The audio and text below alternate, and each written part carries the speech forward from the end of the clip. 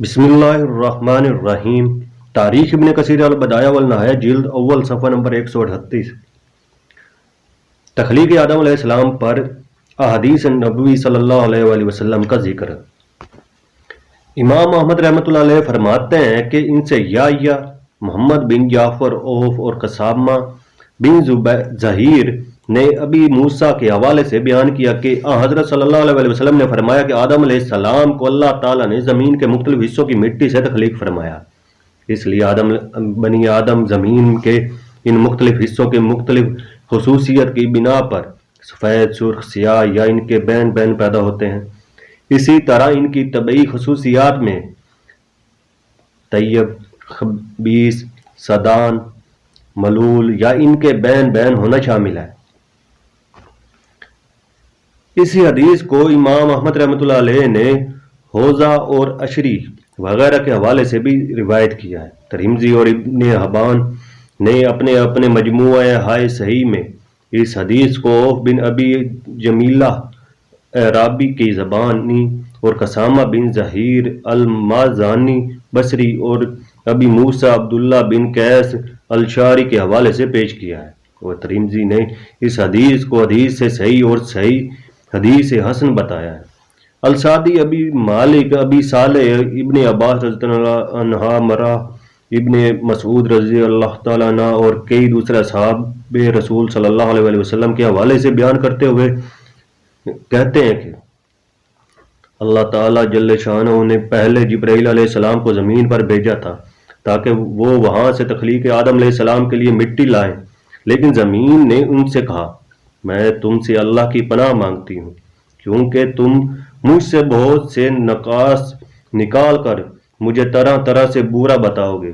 زمین سے یہ سن کر جبرائیل علیہ السلام یہاں سے واپس چلے گئے اور اللہ تعالیٰ کے حضور وہ سب باتیں عرض کر دیں جو زمین نے ان سے کہی تھی۔ اللہ تعالیٰ نے فرمایا کہ زمین نے تمہاری طرف سے اذیت محسوس کی ہوگی جو ایسی باتیں کہیں۔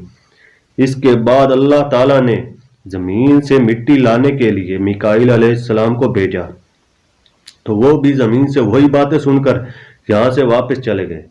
تو آخر میں اللہ تعالیٰ نے اسرائیل کو بھیجا، لیکن انہوں نے زمین کو مذکورہ بالا باتیں سن کر کہا میں اس کی مٹی بہرحال لے کر جائیں گے، اور یہ بھی کہا کہ آئندہ نہ جانے مجھے تیرے کتنے اجزاء پر قبضہ جمانا پڑے گا۔ یہ کہہ کر انہوں نے جگہ جگہ سے زمین کی مٹی لے جا کر اللہ تعالیٰ کے حضور پیش کر دی۔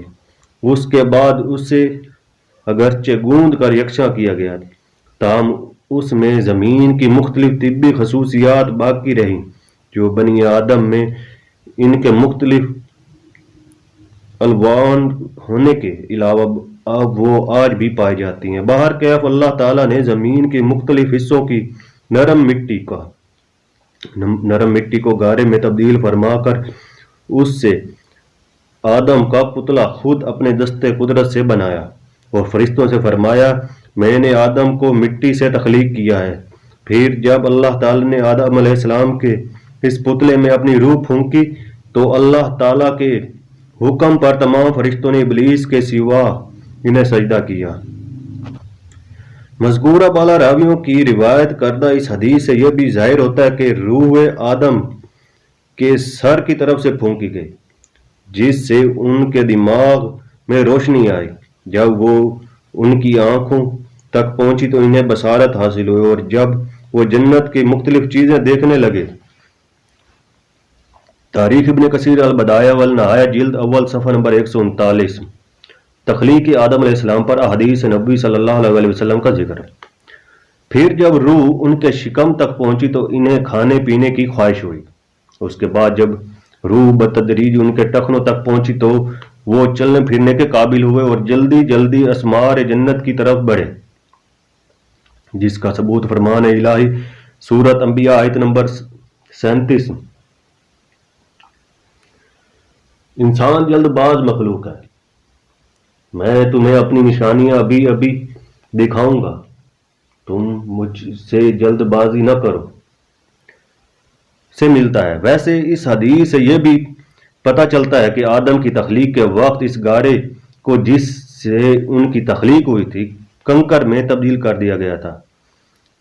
اس لیے جب روح ان کے منہ تک پہنچی تھی تو ان کے منہ سے ٹھیکرے کے بجنے کی سی آواز نکلی تھی۔ اس کا ثبوت تخلیق آدم علیہ السلام میں فرمان الہی سورۃ الرحمن آیت نمبر 14، اس نے انسان کو بجنے والی مٹی سے پیدا کیا جو ٹھیکری کی طرح تھی سے ملتا ہے۔ اس سلسلے میں اسی قبیل کی متعدد روایات ملتی ہیں جن میں کچھ اسرائیلیات سے ماخوذ روایات میں بھی شامل ہو گئی ہیں۔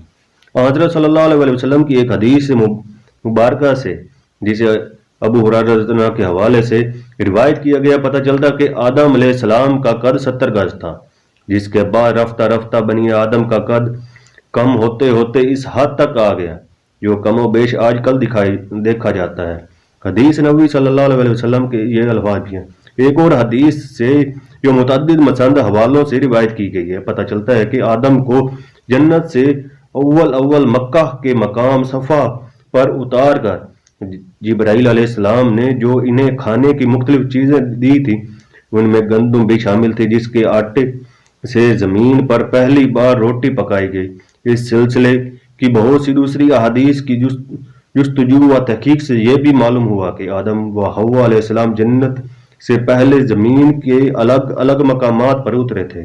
اس کی تصدیق فرمان الہی سورۃ طٰہٰ آیت نمبر 117، تو ہم نے کہا اے آدم یہ تیرا اور تیری بیوی کا دشمن ہے، خیال رکھنا ایسا نہ ہو کہ وہ تم دونوں کو جنت سے نکلوا دے کہ تو مصیبت میں پڑ جائے سے بھی ہوتی ہے۔ ان احادیث سے یہ بھی معلوم ہوا کہ جب آدم و حوا علیہ السلام ایک جگہ اکٹھے ہوئے اور ان کی اولاد پیدا ہونا شروع ہوئی تو ان میں ایک لڑکا اور ایک لڑکی تو پیدا ہوتے تھے، لیکن ان میں لڑکوں کے لیے اللہ تعالیٰ کا یہ حکم تھا کہ وہ اپنے ساتھ پیدا ہونے والی لڑکی کی بجائے صرف اپنے بھائی کے ساتھ پیدا ہونے والی لڑکی کو اپنی زوجیت میں لا سکیں۔